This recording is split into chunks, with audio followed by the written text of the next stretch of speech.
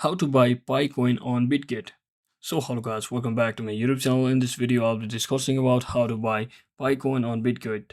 So first thing first, just open up your Bitget application and make sure you're currently logged into your account.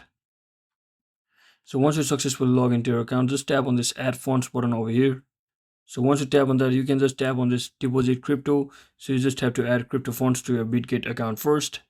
And if you want to deposit in USDT, you just have to copy this deposit address from over here and just come back and just click on this trade button at the bottom of your. So if you're on this BTC or USDT, so if you have selected this, you just have to go over to search bar and simply change it to Pi by simply searching for Pi/USDT. So after you select Pi, you can just tap or limit your order, and just on the order type you can just choose for your market so that you can buy any type of packages. So once you have selected everything, you can just tap on this buy Pi to successfully buy the Pi coin on Bitcoin. So that is it for today guys. Thanks for watching. Don't forget to like and subscribe. See you on the next one.